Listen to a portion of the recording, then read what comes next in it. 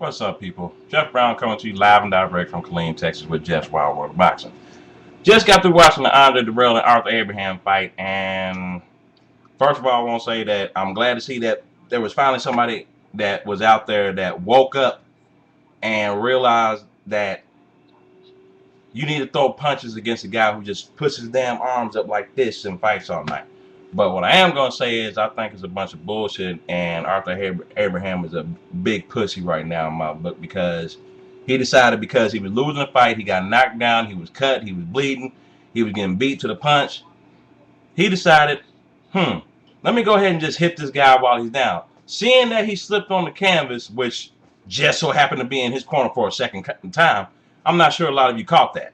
But, if it was up to me, you know what I'm saying, and this is just my opinion on it, but I doubt that they do it because he is a very vital part of this Super 6 tournament that's going on right now. Truth be told, if the circumstances were different, if this wasn't a tournament, 9 times out of 10, this man would be probably suspended for a little bit. But I think for right now, disqualification justifies it. I mean, people, he hit this man so hard, my man is still trying to figure out what city he's in. He probably going to have to go to the hospital. The doctor talking about he's got possible bleeding on the brain. So we wish him well, nonetheless.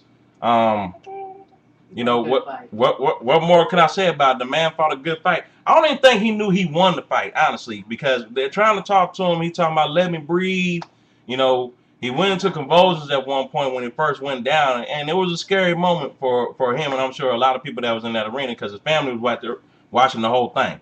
And that's the kicker part about all of this. You know what I'm saying?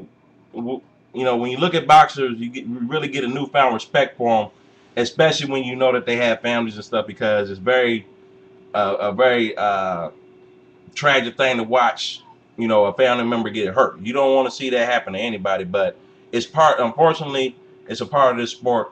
You don't like to see it. And like I said, I wish him well. Hopefully, he can come out of this. And hopefully he'll look at the tape too and realize that, you know what I'm saying, he don't need to get down on himself feeling too bad about it because, he fought a damn good fight. Even if the disqualification wouldn't have happened, he still would have won the fight on points, hands down. Despite the fact that Abraham did try to come on a little bit, the fight was already lost. Once again, people, you cannot fight in a turtle shell mode like that. We just saw this shit a couple of weeks ago with Pacquiao versus Clottey. All you boxers out there, all you fellas out there that see these European fighters, you want to know how to beat Vitali Klitschko, you want to know how to beat Vladimir Klitschko, Mikhail Kessler, and all these other European chumps. All you got to do is pop a tape in and just pay attention. Once again, people, the only reason why we don't have anybody out here right now that can beat these Ivan Dragos, as I like to call them, is not because there's a lack of good fighters, there's a lack of good trainers. And I think it's a big slap in the face that we got a seasoned veteran and well-known American trainer, Emanuel Steward, training both of the Klitschko brothers. I'm against that. I'll ridicule him for that, and I'll keep on saying it all day, every day until he stops doing it. The shit is just wrong. What right do you have after you train the best of the best, from Tommy Hearns all the way up to Evander Holyfield? The list just goes on and on. We respect you for training Lennox Lewis because he was a great fighter. I'm not gonna say he's one of the all-time greats. He's about up there, I would say, in my book as far as I would say maybe a Rocky Marciano. And last time I checked, by my calculation, that wasn't all that hot because even though Rocky Marciano was undefeated and he retired undefeated, let's be real here, people. Rocky Marciano was a guy that just came along at the right time, and he fought an old Joe Louis, an old Ezra Charles, an old Jersey Joe Walcott, and to finish off his career, an old Archie Moore. So where in that is the greatness? Where in that is this phenomenon? And I felt that way about Lennox for a long time too. And it just goes to show you that we as boxing fans, we get into these modes where we kind of get drawn into all this hype that's behind certain fighters.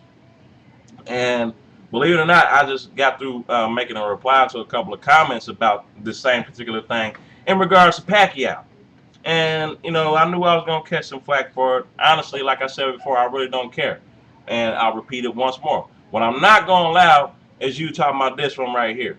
I don't play that shit, first of all. You know what I'm saying? So to the 39-year-old dude that was out there and had the balls enough to even put a comment like that on there, fuck you, kiss my ass. Other than that, you know what I'm saying? Like I said, it was a great fight. You know, honestly, I was pleasantly surprised. You know, I really didn't expect much out of Direll based off of his last fight with Froch. As a matter of fact, I believe in the video, the last video that I talked about this fight, I do believe I had picked Arthur Abraham to possibly win this fight. I don't remember. I would have to go back and look at it. But if I did, my bad. I was wrong. Like I said, I'm just glad that somebody finally woke up and realized if you just throw punches, you could beat people that use the turtle shell. It just makes no sense to me that that 31 people before this man tonight couldn't figure out a way to beat this guy. You know, and then the amazing thing is when he did finally open up, you got to see Arthur Abraham for what he really is. People, he was exposed tonight, really bad. So what you have out there, all you fighters out there that are in that weight class or anywhere close to his weight class, from Kelly Pavlik on down, hell, I even throw Bernard Hopkins up into the mix. You've seen the blueprint. You know what needs to happen. If you just so happen to get up in the ring with this man again, you know what I'm saying? If anybody, you know, gets up in there with him, I believe he's got Froch next. Really don't care too much to that fight. That's two form chumps going for it. You know, really don't need one of them belong in the ring with the caliber of opponents that they have been fighting, but they've gotten by. Yeah, he knocked out Jermaine Taylor, but let's be real. Jermaine Taylor was damn as good way before he fought Froch, people. So that was a fight that Jermaine Taylor, honestly, Jermaine Taylor, in my eyes, shouldn't have been in the Super 6 tournament to begin with. It should have been Alan Green.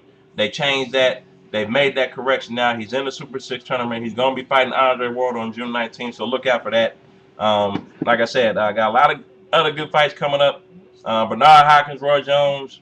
I think I made a prediction on that a couple of videos before, but you know my prediction pretty much still stands. Bernard's gonna win that fight hands down. As much as I love Roy, you know we got to be realistic. You know his heyday is gone.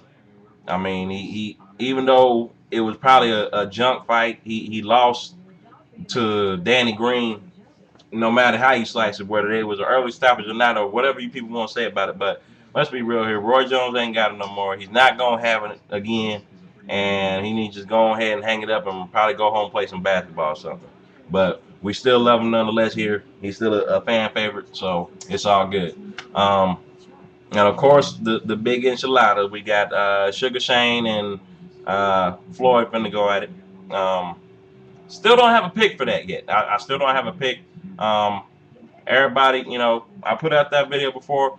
The contest is still going on, you know what I'm saying? Like I said, I really don't have a prize per se, you know, just your being involved in supporting the cause and at least showing me that you're out there and showing support for this page and any other page that talks about boxing. You know, you don't necessarily have to just come to mine. It's all we all in the same boat.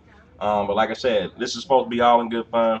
You know, I'm gonna just start, you know, for those of y'all that have bad things to say about me, I mean, real talk, let's just be real here. You know, I'm just gonna start deleting your comments and probably block y'all together, and just be glad I don't, you know, take the geek way out and, you know, report your ass, because, you know what I'm saying, I would rather talk it out with you. If you're gonna talk shit to me, just know I'm gonna talk shit back. You know what I'm saying? You can bring the FCC, you do whatever the hell you want. As far as I'm concerned, this is what I do.